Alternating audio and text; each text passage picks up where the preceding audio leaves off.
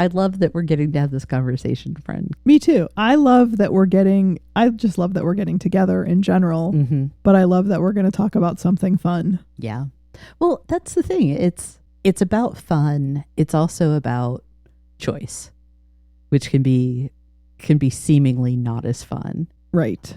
Right. And when I think about what leadership requires, that kind of sums it up in some ways. There's lots of fun, but there are a lot of choices. Right. And hard choices. And hard choices. Yes. Yes. Yeah.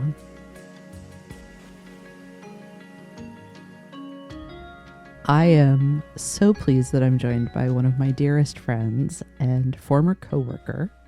We're sitting about as close now as we did when we worked on the same team. That's right. When we could turn around and touch each other. Yes. High five. So close. Thank you, open office That's settings. right. Thank you, cubicles. Yeah. Thank you, Cube Farm. Yeah. But I'm joined for this conversation, a deeper conversation about good humor. And we've already joked about the irony of having a deep conversation about good humor.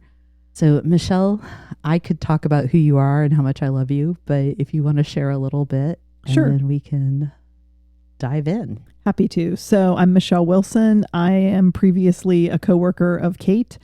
I am currently working for one of the consulting firms supporting healthcare organizations doing mostly tech implementations, but anytime that an organization requires assistance in workforce solutions, whether that be change management, leadership development, that's what I'm working on currently. Mm-hmm. And you're doing the sort of work that you should be doing.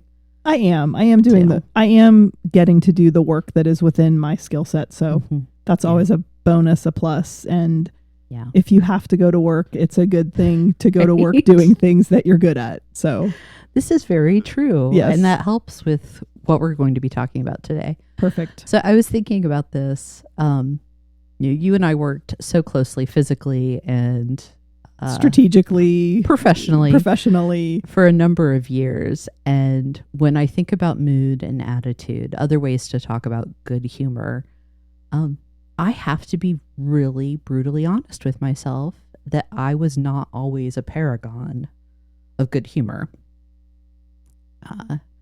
Why do you think that?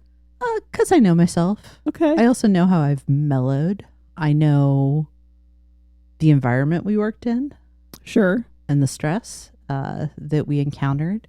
But I bring that up not to say like, oh, I was a horrible person or please tell me I'm okay. I think it's very important for leaders to recognize where they have opportunities. Of course, we need to rely on our strengths and embrace those and leverage them. But when we have something that we have not done as well, to be humble and transparent about that. So I'm starting with that, not to turn the focus on myself, but to be, I hope, a model, but be very honest about the fact that this is something I am constantly learning to do better. Mm-hmm. I am not coming to this particular conversation with false confidence, if you will. That's fair. Do have very good role models. You know, I've shared some stories about my father who repeatedly is an exemplar of choosing to have a good attitude in the face of things that are challenging. You have been a good example of that. Thank you. Yeah. And it's simple things like I remember very early on in our acquaintance, you talking about like a question you would ask yourself when you were confronted with a challenge. Like, okay, if the very worst thing happened, how would I be? Yeah. Could I survive the worst case scenario? Yeah. And most of the time the answer is yes. Yeah. It's not necessarily pleasant, but most of the time we can survive the worst case scenario. I'm going to take just a moment and revisit, before we go too much farther, sort of how we're talking about good humor. And I'm just going to quote something I've said in an earlier episode, that good humor isn't about having a laugh. It's not forced positivity, nor is it denying tough situations and hard feelings. Instead, it is an attitude that embraces the good with the bad, recognizing both the fact of human frailty and the power of our capabilities, and then adds all of it up to reach the conclusion that we can choose how we respond to our circumstances and to each other. And good humor chooses to respond with care, kindness, and sometimes even laughter. First, I would love to hear your thoughts on that definition or positioning of this particular competency. I think it's a good definition of the competency, accepting reality for what it is and not catastrophizing it. I think that's the most important thing. And I do think that sometimes a leader can go too far in either direction, right? Either having no good attitude, no good humor, if you will, but also finding everything to be humorous or it's a deflection, right? Yes. Like kind of laughing everything off as unimportant. And so I do think that good humor has to have a balance. So you do have to be able to laugh at something or find the humor in something or take it less seriously, but also acknowledging that some things are serious. In the cases where things are serious, where laughter is not suited or is wildly inappropriate, what a good humor gives us is the ability to recognize that we have a choice in how we respond, that the circumstances may be trying, traumatic, crisis level. And for the most part, I don't want to make this a wildly broad statement. There are many reasons why sometimes people can't respond the way they want to. But for the most part, in the vast majority of circumstances, we can say, this really sucks. And I will now choose to be this way, not that way. You talked about catastrophizing, and I think that's on point for this. I think there's so much happening in the world, not just even in leadership, but there's so much happening in the world. And I've had some really good conversations. Also, to your point, some really good role models that have said to me, what do you do? What can you do locally? There's a lot that we can't impact, but we can care for each other. We can read to children at the library. We can volunteer to feed the elderly that can't get out because it's cold or whatever. I mean, there's a million things that we can do locally that we can choose, right? We can choose to look at the things that are happening and we can say, where can I have an impact? I think that the term choice is really powerful and choosing to have an impact, choosing our attitude. That's one thing that I think so many people can struggle with in feeling disempowered, and that then impacts the humor that they bring. We always have choice. What we have to recognize is that it may not be choice we like. Right. Absolutely. I say that frequently. We always have a choice. You know, people will say that, well, I don't have a choice, or what choice do I have? But you always have a choice. You might not like the options. I'm going to turn the conversation just a little bit to get us into leaders demonstrating care. I think this is one of the ways that you can apply the concept we're talking about here, is helping people understand their choice. Now, you don't do it baldly or coldly. You and I have spent a lot of time working in the space of change management. And rather than taking the on the bus or off the bus approach, being able to say to people vulnerably, this is really hard. I'm finding this challenging too, but also being empathetic, the other competencies that precede today's conversation. Let me help you determine what the choices are available for you. As I see them, they are this or this. And those can be, again, wildly challenging choices. You can choose to continue in this role and be part of the change that we're making. Or you can make a choice to leave this organization because you can't align yourself. What you can't do, though, is continue as if nothing has changed. So these are the choices that are available. Let me be kind. Let me be empathetic. Let me appropriately share my own concerns, but let me help you choose so that we can move forward with good humor. 100%. I see a lot of organizations and a lot of leaders want to take that pain of choice away somehow, either forcing people, you know, or wanting to force people, or wanting to give the softer choices. Yeah. What I tell leaders frequently is you can do that. That's also a choice. And you will not get the outcomes that you have invested in this particular program, and you will not get what's promised, right? What has been promised, the ROI, if you will, you know, to use the business speak. Because you can't make the same choices and get the ROI or get the outcomes that you're looking for. I mean, that's true in anything in life, right? I mean, I can't eat donuts every morning for breakfast and, you know, expect to increase my longevity as, you know, as a middle-aged woman. Like, I just can't. I want to. Yeah. But I can make that choice, but there's a natural consequence. Absolutely. Absolutely. I want to go back to like making it so that people don't have to choose. That is a problem.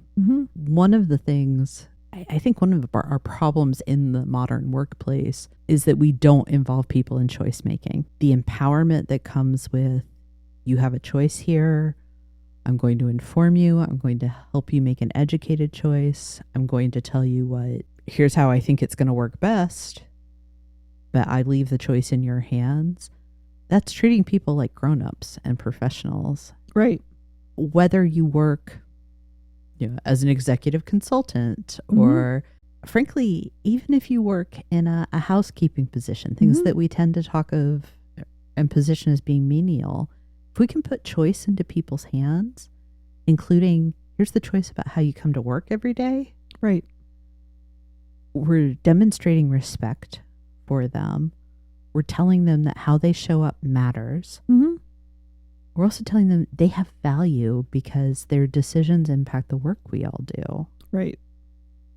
And that's why I think talking about good humor, it's not just how I am, it influences all of this, the way I think about adults coming together in the workplace.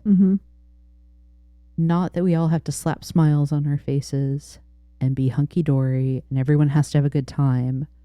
It's that we are in a place where we have chosen to be here for whatever reason, for whatever motivation, and we will now co-create the experience that we have. And part of that is the attitude that we each bring. Right. And if I'm the leader, my attitude sets the tone. It is the template for how we behave with one another. Right. And I think that leaders' role is to show up as a grown-up and to have adult-to-adult conversations with other adults in the workplace.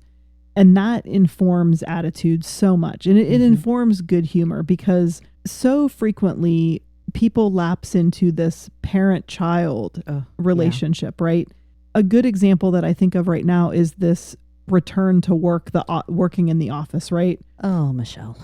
Right. Yeah. I know. So the reality is many people for the pandemic days, you know, were working remotely. And for many people in a certain generation, it's all they knew. Now there is much more return to work requirements for people, right? And so I've had conversations with young people that said, were you informed that you need to return to the office? Yes. And I don't have a choice, right? That's the first thing. Like, they're not giving us a choice. Well, no, they are giving you it. There's always a choice, right? They are giving you a choice. You may not like it. That's right. But there's always a choice. But you've been informed. Yeah. Your job is no longer remote, right? And this is, leaders need to say, not you have to return to work.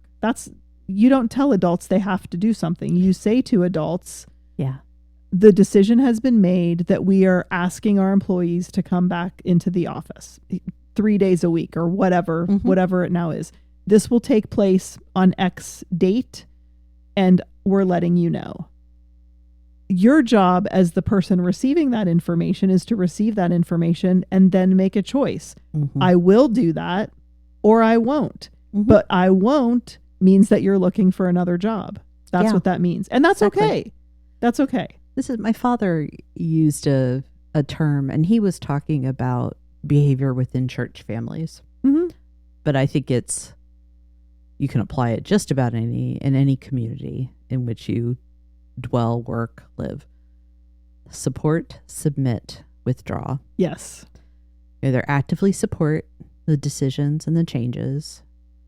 You submit to them, which is, I may not like it, but I'm not gonna make a lot of noise about it. I'll do it. I might not like it, but I'll do it. Yeah. Yeah. Or you remove yourself Right. from it. Staying and being a problem, being in bad humor, Mm-hmm. and actively, behaviorally trying to go against something in these mutually agreed upon circumstances like employment. Yep. Where you've been hired to do a job, you come in, you work, you get paid for it. Mm-hmm. Being overly dissenting, inappropriately, unprofessionally dissenting, it's not part of that equation. No. You support it, you submit to it, or you acquiesce. Maybe that's a nicer word. We don't like Sure. submit in modern parlance. Right. Accept. You accept. Yeah. Exactly. Yeah. Leaders need to communicate adult to adult, not I'm your parent and I'm telling you to do the chores or do the work or, you have to do this. I'm informing you Mm-hmm. as a member of this organization and the leader that this is the decision that has been made and this is the expectation. And then the employee, the recipients of that have to make a choice as well. And you and I experienced that when all the many time. times, right? Many times. And we might have not had great humor. We might have not been in good humor about it. And we acknowledged it and said, okay, I'm going to give myself a day to be crabby about this or grumpy about it. When our office buildings changed. Yes. And it was going to be a significant disruption. Yes. Like, we used to be office dwellers. That's and right. Then No. we became cubicle dwellers. That's right. We weren't happy about it. No. We had plenty of thoughts and opinions on the yes, matter. we did. But we recognized, like, okay, this is now where we're going to work. Yes. We figured it out. One of the things that we did, and it was a little tongue-in-cheek initially, Mm-hmm. but it served. I think I still have this someplace in all of my I hope paper. I hope you do. Was the first week that we were in the new building and we were In our cubicles. feet away from each other with no way to shut each other out. We would every day we'd say, what are 3 things we're grateful for? Yes, that's right. That's right. You were the one who came up with that, though. That was not me. That was you. I think, yeah, I did. You did. But it was like grit and bear it. I was gritting my teeth through all of that. But you have always been really good at putting structure around how to have good humor, which is something that in that moment I needed. Mm-hmm. So as much as you can say at the beginning of this that, I didn't always have good humor, you helped me to have good humor because you had structure around how we're going to show up. Michele, I think you and I managed to stumble into a very mutually beneficial relationship. Agreed. You brought the sort of humor I wanted to be able to exhibit. And you brought the kind of structure that I wished I had. Yeah. I mean, that's yes. That is. It just meant that we were able to build each other up in that Yes. space. And I think that's one of the things we can do for ourselves and that we can do as leaders in the workplace is say, how can we fill in so that we can have the attitude that's necessary for the day? Yeah. Maybe Michele is the one that can come in and look in the moment and say, hey, we can do this. Mm-hmm. We're going to have a good attitude about it. It may be hard, but we're going to be really proud when we're done. Kate, though, can be the one who's like, all right, I'll give you a checklist to make certain we're done. That's right. So Yes. you look at your team and you say, if we're struggling in this moment, what are the choices I can make to facilitate my team getting through this? Right. Based on their capabilities, their strengths, and Right. the sparkle that they bring. And being able to look at and value Mm-hmm. the strength that everyone brings, because there is a time when the situation calls for someone who is lighthearted and Mm-hmm. has a humorous look at what's happening. And there is also a time when you need the person that will say, here's what we're going to do, and it's going to be hard, and no Mm-hmm. one's going to laugh about this, but we're going to get through it. And I think that a good leader values even those disparate strengths, which Mm-hmm. appear disparate, because I think you and I appear very different, Yeah. but what we each bring is really necessary. Yeah. I'm reminded in this moment, and I think it's relevant. We'll see how this plays out, of when we were doing all of that peer mentor training, Uh-huh. where it was like, what was it? It was like 300 people, where we had to do like Oh, 80 yeah. trainings Yes. in 10 weeks And or something. It was schlepping all those supplies. it and- was onerous Yes. for us, and we had a good working relationship. I think even at that point, I could boldly claim we had a friendship. Absolutely. And there was a point probably about 3/4 in, where we predictably were done with each other. Yes. We were done with the work, Each other. Yes. Everything. Yes. And I remember looking at you across a cubicle wall one day and being like, this was entirely predictable. You and I knew that this is the point that we would have stopped being okay with each other, because I think we'd had a fight I'm sure. Yes. at that point, because it was just unbearable. It was, if we had it to do over again, there are a lot of things I would do differently, but how we approach that, but also being intentional beforehand to be like, look at the work we're doing, look at our personalities, who we are, how we approach work. There's going to come a point where we're probably going to fall apart. The Right. wheels are going to fall off. Right. What will we do?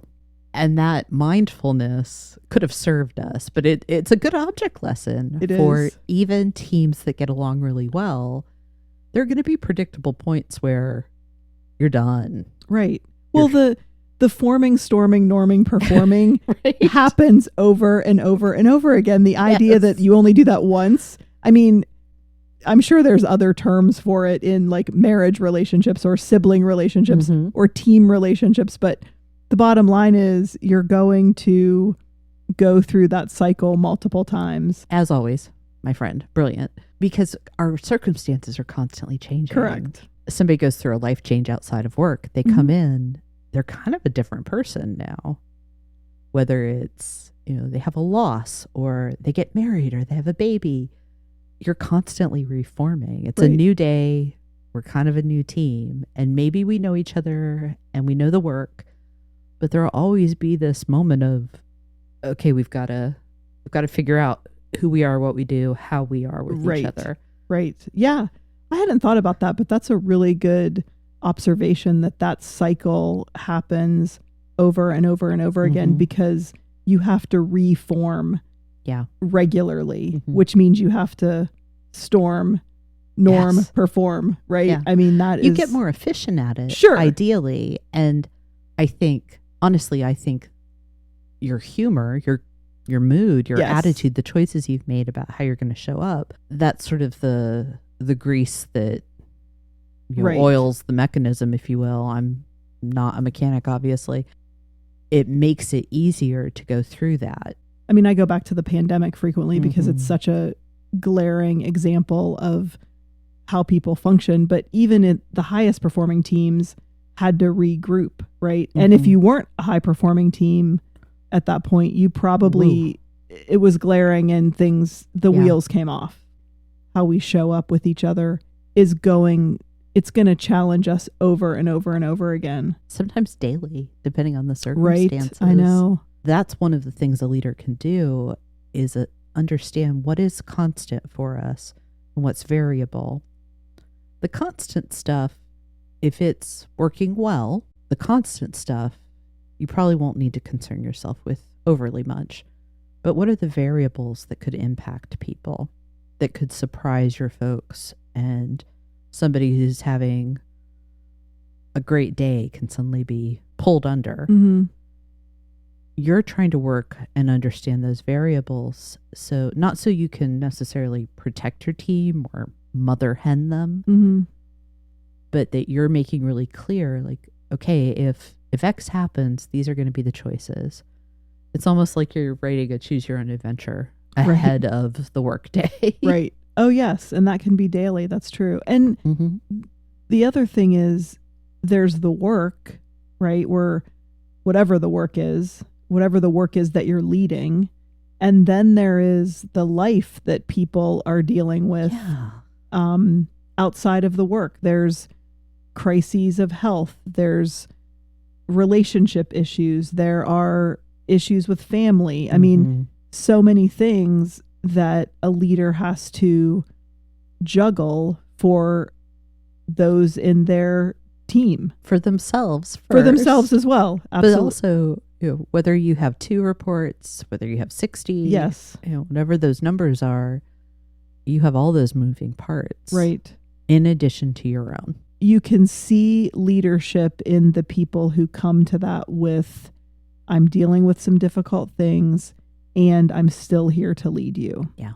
Or I'm dealing with some difficult things and therefore I'm choosing to step away for a time period and someone else will, work in my stead while I'm gone. Last month, during the conversations around empathy, one of the things we talked about as being, frankly, a pretty easy way to demonstrate empathy to folks is checking in, regular check-ins. So as a leader, you can check in with your people to understand what is it that Michelle's dealing with today. You can enter every interaction just assuming this person has something that I don't know about. Let me be kind in the face of that. One of the things that you and I had the opportunity to talk about a lot when we were co-training was the idea of the fundamental attribution error. Yep. We assume people have ill will. That impacts how we respond to them. It impacts our mood, impacts our actions. And instead of being like, well, you're somebody that's out to get me or cause me harm or make my life difficult, a reasonable person would probably not do this thing that I find annoying. So there's probably something going on that I don't know about. Yes, that's a really good reminder of some of that training that we did. And also that when we are functioning, and this is, the neuroscience learnings that we've had, when we're functioning in fight or flight, it's easy to assume everyone's out to get me. But like what you said earlier, right? It's easy to assume that. So I definitely think that the attitude of, I don't know why people act the way that they do, but it's probably not about me. Right? I don't know what's motivating that behavior. Right? I don't know why that person cut me off. I don't know why that person hasn't responded to my email. Exactly. Yeah. I don't know why that person, had that scowl on their face. Who knows? We all have our own little warped thing. And sure. What we can do is acknowledge that I barely know what I'm thinking, can't know what anyone else is thinking. Right. And wouldn't it be nice if we all just got along? Can't we all just get along? Right. Can't we just be nice to each other? I totally. And I do think that there's a lot of science and a lot of research lately about, how we can show up better. Yeah. And I do think it is a choice. I mean, it is a choice. It's a choice to say, I am going to show up better. And I think that there's just so much happening in people's lives all the time. And I think that some of it is learned. We have to learn how to be better, which means we have to practice. I've had a lot of conversations in the last couple of weeks where I've landed on the same decision, insight, what have you, so it's 2026 for anybody listening in the future. It is 2026. It is 2026. And if you look back over the last 5, 6, 10 years, there has been a lot going on. We've gone through a global pandemic. There have been wars and conflicts all over the world. all the things. Mm-hmm. My opinion is that essentially the world is currently in perpetual amygdala hijack. Wow. Yes. Not necessarily all however many billion of us there are, down to the individual, but as a collective, people are so frayed emotionally and mentally after what we've experienced. I'll just say decade because it's a nice round number. Yeah, that's fair. That our ability to respond as cogent, thoughtful people to even small problems has been grossly impacted by that. And that what we can do for each other right now, and what leaders I think have to do, is reset the bar of what do I take as acceptable. It doesn't mean that people can be totally incivil or violent, not that, but hey, maybe my employee is being a little slow to get on board with this. You know what, we're all really tired right now. I'm going to give them an extra day, week, whatever is appropriate for the circumstance. That we can, the shorthand is we can extend grace to each other right now so that we have time to decompress and come back to homeostasis, essentially. And if more of us can do that, talk about it, model it, point it out when it's happening,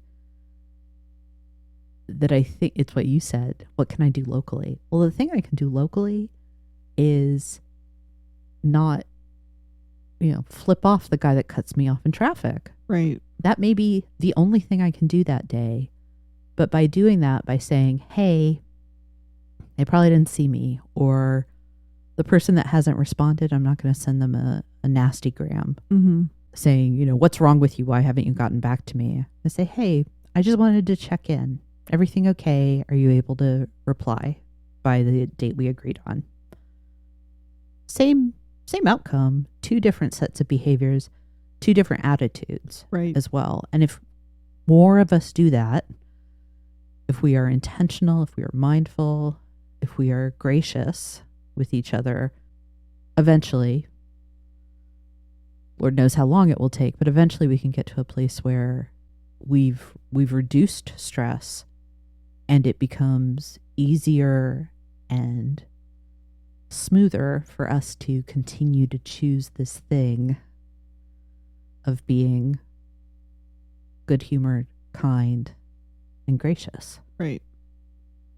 Yeah, and having the attitude that allows people to bring their best self to work. Yeah. That's really, I think, what leadership is largely about, is choosing to behave in a way that gets the best out of the people that are in our employ or in our sphere of influence, or whether it's, you're a leader of employees or you're a leader of volunteers, yourself, or you're a leader of yourself. Exactly. You're a leader. Yes. That you are leading in such a way that allows yourself and others to bring their best self to work, or whatever, to bring their best self to whatever they're bringing themselves to. My refrain is that at its core, leadership is a love story, not a romance. Sure. Definitely not erotica. But that the heart of leadership is, I want the best for you. Right. I am here to help you be your best. And we can call that servant leadership. There are so many ways to talk about that. But if I care, if I love myself, the work we do, and my team, that's going to impact how I am with you and what I want for you. And what I want is for you to be able to be your best. Right. Like you said. Exactly.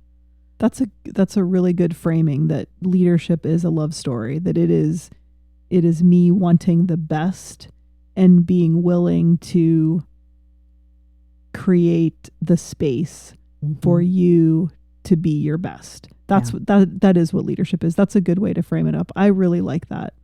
Thank you. Yeah, I really do like that. And I think it's really powerful. And I think that's true regardless of the kind of work that you're doing. I think, there are certain industries that would lend itself more to, leadership is about loving the people. But if no matter what industry you're in, if you have the attitude and the humor, the good humor for your employees to bring their best self, your organization will be successful. Well, and it starts with myself. Right? It does. I am choosing to bring my best self. Right. When I'm inhibited from that, I take measures. Right. Whether I withdraw. Yep. Whether I'm clear with my team, like, hey, I'm having a really hard time right now. I may not show up the way I want to.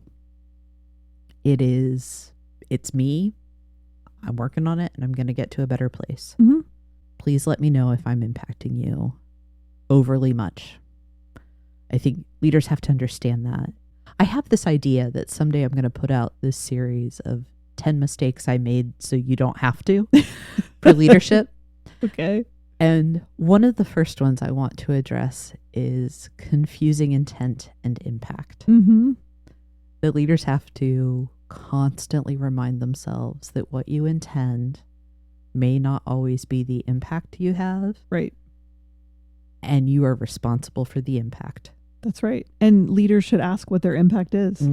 Exactly. And I think that is the mistake that a lot of leaders make, is that they don't ask what the impact is. Right. Right. Well, I meant this. Right. I don't think most people have ill intent. I mean, there are some. There are terrible people, but they're less. Well, it's like I used to joke, we worked for a company that had more than 10,000 employees. Right. Like, there's this many tens of thousands of us. There are probably like 3 people that are pretty awful. Right. Yeah. There's a sociopath in there somewhere, right? We don't know who they are, but well, we had ideas. We could guess. we could guess, but yes. But most people are just doing what they can to get by. That's right. And if we approach things that way, it makes it easier to be empathetic. It makes it easier to be vulnerable with folks because you don't think they're going to hurt you. Right. And so you're building trust, and all of those things work together so that you can actually do work. Right. Exactly. That's actually what we're talking about. It's not just kumbaya or lovey-lovey. It's we're here to get something done. Right. Whether it's big mission, purposeful stuff, or the mission of we're going to serve people yummy food. That's right. Exactly. You're there to work. That's right.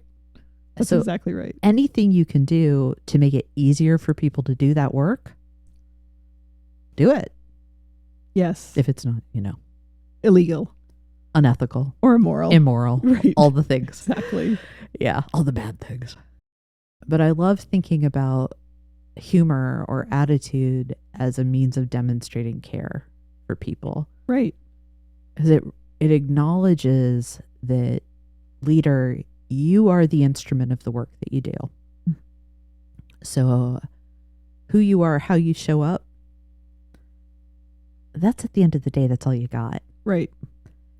Right. And honestly, if you're a leader of people, the way that your people respond it's the number one thing, right? The way, what you get out of your people is the number one thing. I mean, at the end of the day, if you are a leader of people being the most costly resource, the most important resource, you leading the people is what matters at the end of the day. I'm going to ask you one more question before we wrap up, because we're getting toward that time. What's a helpful mindset that you think leaders could adopt? I think one of the helpful mindsets that leaders can choose on a daily basis is the idea that my role is to support the people that are doing the work. And the mindset really is, it's not about me. I need to make what is necessary about me to be about me. So that's taking care of myself physically, mentally, socially, all of the things that I need to take care about myself. But when I'm leading other people, the mindset needs to be that it is about them and their success. I need and I want for you to be successful. Love it. I think that's the thing for leaders to really embrace is I want you to be successful. I want good things for you. When we create that environment, the other aspect of humor, the one that I've tried to kind of compartmentalize, but laughter and joy, right, that can sneak in. Sure. It's easier to be lighthearted when you know that you're all there for each other's good. Right. I'm going to do my outro and then may I make you dinner? Yes, I would love that. All right. Go outro. Go outro. Here it is. The latest companion toolkit is now available. Leading with Empathy, Practical Techniques for Sustainable Leadership. Go ahead and check the show notes for a link to request your copy. And if this episode was useful, as always, you can support the show by following or subscribing on your preferred podcast platform or by sharing it with someone who's navigating similar leadership challenges. We will be back next Tuesday with a lesson for effectiveness, and later this season, we'll explore the role and importance of clarity in leadership. If you want updates on episodes, resources, and upcoming offerings from 123 Limited, you can join the newsletter at any time. Thank you for listening. Request your copies.